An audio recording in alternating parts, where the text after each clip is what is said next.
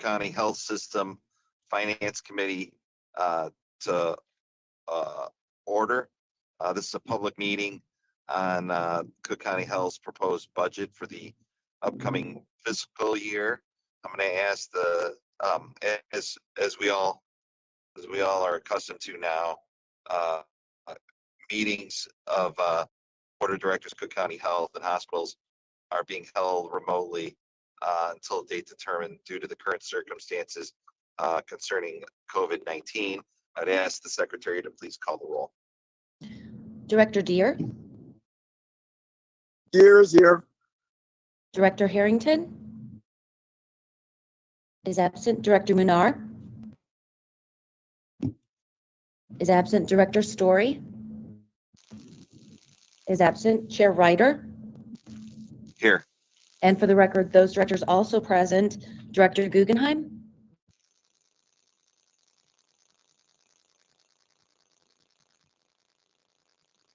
Director Guggenheim, you're muted. I see you there. Okay. Director Ketting. Present.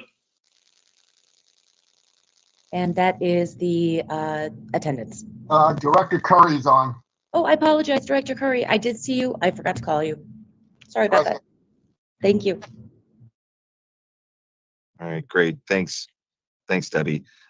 So the purpose of this meeting is we're going to have a presentation on the budget, and then we're going to receive public comment. This is an opportunity for the members of the Finance Committee to again hear the presentation, but then also hear input from the public. We will be considering the Cook County Health budget at our next Finance Committee meeting. We have a public hearing today that we are convening, obviously, and then also tomorrow at 6 o'clock. Again, that meeting will be virtually. I would now ask to receive the overview of the budget presentation from our Chief Financial Officer, Pam Cassara. Pam, the floor is yours. Thank you, Chair Ryder. Good morning, everyone. Pam Cassara, Chief Financial Officer. So due to the public health emergency and the ongoing COVID response and the challenges surrounding the tight labor market, we took a very conservative approach in the fiscal year 23 budget. And much of this fiscal year 23 budget is a continuation of things we had started this past year. You can see here our general assumptions. We started with the 2021 actual volume as the baseline and then increased or decreased from there. And again, some of these are a repeat of this past year. We increased the surgical cases and procedures at Stroger and Provident, increased the ED and ICU at Provident, continued the ramp up of the new service line initiatives, cardiac, neuro, and cancer, layered in a 3% increase in the county care per member per month capitation rate, assumed once again that the public health emergency will end and redetermination will begin, and we used an average membership for county care of 390,000. And then the county increased the tax allocation to us of $10 million this year to cover the correctional and public health costs and charity care. We layered in our newly eligible 42 to 54 and 55 to 64 undocumented population, and then also included proposed changes to the Medicare rule that impact DISH and UCC. Looking at those volume assumptions again, you can see where we were for 2020, for 2021, and then comparing that to this year's budget and where we were projected. You can see where we landed in the far right column on the 2023 budget. Basically, everything is more than this year, but less than this year's budget, as we have not been able to complete all of the initiatives we had planned for this year. And the corresponding revenue that goes with that, you can see the breakdown between net patient revenues going up 139 million from this year's budget, but actually a decrease from where we are projected for this year. The supplemental payment decreases 39 million. Health plan services, again, basically rebudgeting at the same level that they had this year. The increase of 10 million in the tax allocation, and then all other of 1 million, bringing us to a total of 3.987 billion for next year's budget. Moving on to the expense side of things, once again, we are balanced. FY23 proposed budget 3.987. As you look down through the variance column, you can see various modest year-over-year increases by department and office. We'll speak to those more as we go through each office.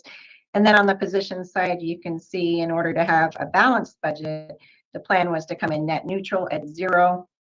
We have the largest increase on the health admin side and an offsetting decrease on the Stroger side. And then the 44 public health net increase was actually a reclass of positions that had been grant funded that will be moving over to the health fund. Again, we'll speak more to those as we look at each office. So starting with correctional health, again, you can see the year-over-year variance on the expense side going up 6 million of the 10 million tax allocation increase, basically to offset their ongoing costs related to COVID-19, the rising number of detainees and mental health, and then flat on the position side. Health administration reflects the largest increase of all offices, 32 million increase on the expense side, 48 position increase. That is driven by the 2023-25 strategic plan initiatives that establishing 2 new departments, the Change Institute to help reduce the gap of life expectancy across Cook County, the patient experience program to develop systems of care and education that provides empowered patient experience, and then various increases, small increases across the other administrative offices, especially human resources, and a transition to transition long-term IT contracted staffing to employment. And again, an offsetting decrease in Stroger. Provident, slight increase on their expense side, flat on the position side. And the expense drivers are primarily around restoring the ambulance runs and increasing capacity for colonoscopy and resuming physical therapy, occupational therapy, and speech therapy. ACHN and core on the outpatient side, basically flat both on the expense and positions. They plan to realign, reorganize, and redistribute their people and services across the various clinics in the coming year. Stroger. Stroger has a 31 million increase on the expense side and a 52 position decrease on the position side. On the expense side, continued ramp up of new service lines, as mentioned before, cardiology, neurology, and cancer. We did, as we always do, continue to renegotiate our vendor contracts and baked in 10 million of savings, which is being offset by increases in lab supplies and pharmacy due to the rising costs. On the position side, again, to be in balance, we did freeze, not eliminate, vacant positions greater than 2 years. And if over the course of the year we determine we still need those positions, we can repurpose a different vacancy to fill them. So no layoffs in this year's budget. Public health. Again, drawing your attention to the top line, the health fund, 4 million increase. That is the 4 million of the 10 million of increased tax allocation and the 44 position increase that I spoke to, which were previously grant funded contact tracers that will be, the grant funding is ending and will be moving to the health fund. And you can see there all their other grant totaling 37 million and grant positions of 204. County care, as I mentioned, county care is basically a repeat of what we thought would happen in 2022 with redetermination starting and auto assignment using 35%.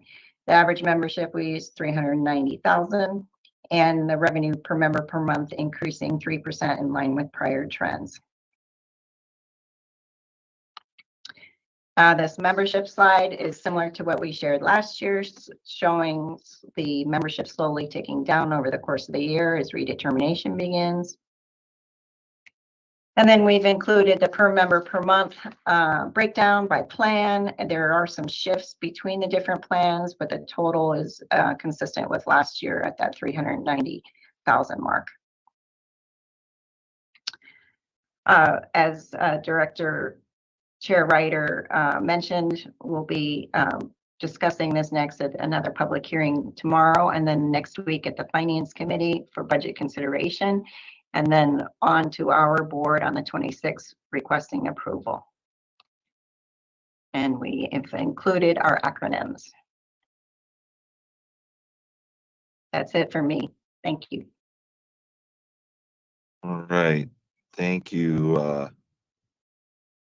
Thank you, Pam. The next portion of the meeting will be to receive public comment. We're doing something different starting this month. Some of you may be aware. We are actually going to take public comment virtually and not just written and read by the board secretary. I do believe we can also still receive written comment, but we're going back to having live presentations by people offering comment. Do I have that correct? Debbie, did I explain that You right? do have that correct, yes. Okay, perfect. Perfect. I never know. So each speaker is going to have 3 minutes, and the secretary will remind the speaker when there's 1 minute left, and again, when their time has expired. Deb, from what I understand, you have 5 registered speakers who are going to be providing virtual oral testimony. Is that correct? That is correct. And there was no submissions of written testimony presented. That is also correct. All right, let's go with public comment then. Okay, and for the record, we had Director Harrington, Director Story, and Board Chair Taylor join us. The first speaker is Dee Dee Lehman. Dee Dee, are you present? I am. Good morning. Can you all hear me? We can hear you. Good morning. My name is Derek Burns Lehman. I go by Dee Dee. My pronouns are anything respectful. I am a peer educator at Austin Health Center who's part of CHIP. I came to Austin by way of UIC. I'm a person who receives services for HIV. I've been positive since 1995. I've been a peer over here at Austin for about 8 years. I'm also a recovering drug addict. The services here at Austin for me have been very well received. We have a team of support. I have a team of peers, co-workers, and also clients who come here and receive services. I love coming to Austin. When I started, it was called CBC, Chicago Black Caucus, but then it became CHIP, Cook County HIV Integration Program. I've come under the leadership of Alex Cameron, Camille Johnson, Bridget Funches, and now my director is Alfredo Delgado. I receive so much service here. We have support group, psychosocial group, substance abuse group, and mental health. And I'm a consumer of all those services. I love Austin because, first of all, it's in the neighborhood, one of our marginalized communities. We need the services here at Austin. We have a lot of people who are not comfortable with the HIV diagnosis and those who have not disclosed to their family members. I'm a person who's been positive. I've been incarcerated. I now have a chance of being a peer and helping those other than myself to try to stay undetectable. U equals U, undetectable equals untransmittable. I work on that program. I'm part of the overall CHIP and CAB meetings at Austin and also at the Core Center. We just started a joint CAB commission. I'm part of that as well. 1 minute remaining. I apologize. 1 minute remaining. Okay, and my co-workers, we're part of Austin. We love Austin, and we all been here over 10 years. And we would hate to see this place go because it's in our community and it's in our neighborhood, and we love it. And we love the services that we receive here. We love our team, and we also love the clerks downstairs who help with our patients that come in. It's private, it's confidential. There's no stigma, there's no judgment, and we all get along well here at Austin. And I thank you all for allowing me to share my experience here at Austin CHIP. Thank you.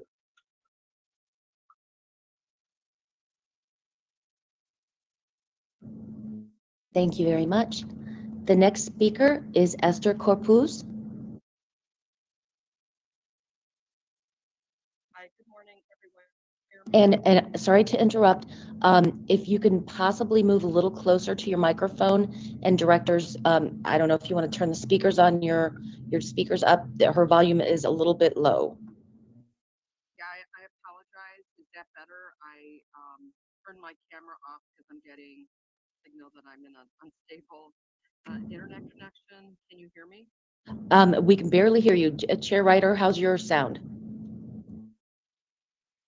I can hear her.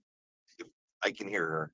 Okay. Just make sure you have your microphone on or that you're on the right speaker function, but go ahead. We'll Do you want to let the next speaker go and I can play with my settings? But I do have my mic on and it's at full volume, but I'm at full volume now, so I can hear you clearly. So let's take a shot at it. my apologies. That's all right. So, good morning. My name is Esther Corpuz, Executive Officer, Olivio Medical Center. I am present today to voice Olivio Medical Center's strong support for county health and county care Medicaid program, both of which have been an anchor partner and a vital lifeline to us and communities we serve. Olivio Medical Center is a bilingual, bicultural, federally qualified health center. Opened its doors 33 years ago. 7 locations serving Pilsen's community, where I grew up, West Side neighborhoods, Little Village, Back of the Yards, Brighton Park, to name a few. West suburban Cook County have a practice in Brooklyn. In addition to providing primary care, Olivio's advocacy organization, Healthy Illinois, spearheaded and successfully passed first in the nation's Medicaid lookalike program that provides health insurance to undocumented adults 42 years and older. And I know that's in your budget, so we're happy to know that we're contributing to everyone's revenue stream. As a safety net provider, I believe MHN ACO has and will be a great partner to us. MHN ACO is currently delegated for care management for 40% of county care patients, approximately 170,000 lives. Olivio is proud to serve more than 7,000 county care patients. Olivio's care management practice, whole person care, and help patients who need extra support and guidance during their healthcare to keep their healthcare on track with a primary care provider. Today, MHN ACO county care patients are receiving higher quality care and getting care in the right place at the right time because of our integrated care management model, technology, and resources on the ground. As a result, our patients have a health plan to follow, a greater understanding of how they can take control of their health, and ultimately avoid emergency department visits and fewer hospitalizations, readmissions. This forward-thinking MHN ACO county care model also acts as an economic engine for our clinic and our communities, allowing us to invest care management staffing dollars to create community jobs and reinvest those shared savings into enhanced clinical programming. 1 minute remaining. I apologize. 1 minute remaining. And our community stronger. Essential to our mission is diversity, equity, and equality. This mission is being further expanded and demonstrated in our new county health agreement. We have committed $14.5 million in spend over the life of this contract to minority-owned businesses and women-owned businesses. I want to really briefly share a story of one of our patients. Her name is Lourdes. She's a 56-year-old individual that we identified in our portal, a monolingual Spanish-speaking patient who presented at Cook County Stroger Hospital back in May of 2022. She presented with the later diagnosed as a deep vein thrombosis or a blood clot. She was hospitalized for 4 days. Our care manager coordinated services during her hospitalization to connect her with one of our Spanish-speaking internists, as well as specialty care at Stroger post-discharge. Once Pardon me, discharged, the care manager Ms. would Corpus, time has expired. I just in closing, just say, I want to Yes. thank the County Board of Commissioners and the leadership at Cook County Health and Hospitals. These programs have changed the way that we are able to connect with our patients with life-saving, changing results. Thank you. Thank you. Thank you very much. The next speaker is Sana Sial. Good morning. Can you hear me okay? We can hear you.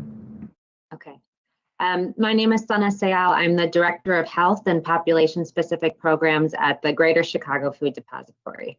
My team and I work very closely with Cook County Health staff to alleviate hunger in Cook County. We know that one crucial element to preventative care is nutrition. And at the Food Depository, we believe a healthy community starts with food. According to a Feeding America study, 1 in 7 people in our county are at risk for food insecurity, meaning they struggle to access the nutritious food they need to live a healthy life. Even 1 is too many. Inadequate food access has dire consequences, as you know, on morbidity, mortality, and the overall health and well-being of children and families. And as food prices have increased by more than 10% from a year ago, more of our Cook County neighbors are finding it even harder to access fresh food. The Food Depository is very proud to have partnered with Cook County Health for over the past 8 years on a number of important programs. Together, we've incorporated food insecurity screenings at all CCH outpatient health centers, and patients who screen positive for food insecurity receive valuable information and resources to access healthy food, including a list of locations where emergency food is available, a referral to our SNAP hotline to apply for nutrition benefits, and a voucher to visit the Food Depository's Fresh Truck right at their health clinic. The Fresh Truck makes bi-monthly stops at 11 participating CCH clinics to provide fresh fruits and vegetables to our neighbors facing food insecurity. In the past year alone, the Fresh Truck has conducted 65 site visits to CCH clinics and distributed to over 5,500 households, representing 18,945 individuals. So on average, around 90 people attend each of these distributions. And just this past fiscal year, we reached a very important milestone with Cook County Health by distributing over 1 million pounds of food since the inception of our partnership. Since the start of the COVID-19 pandemic, the number of individuals turning to the Food Depository and our network partners has increased significantly. The support and resilience of the CCH Health Center teams has been vital during this time.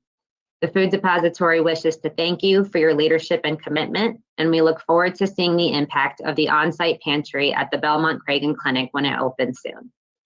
As you begin the fiscal year 2023 budget process, we urge you to continue investing in the important work that we've achieved together.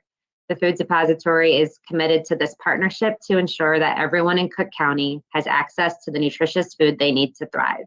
We know we can't do this alone, and we are truly grateful for your support. Thank you. Thank you for your testimony. The next speaker is Monica Fox.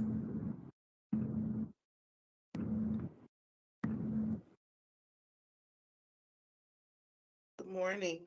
Good morning. So I'm Monica Fox, and I'm here on behalf of the National Kidney Foundation of Illinois.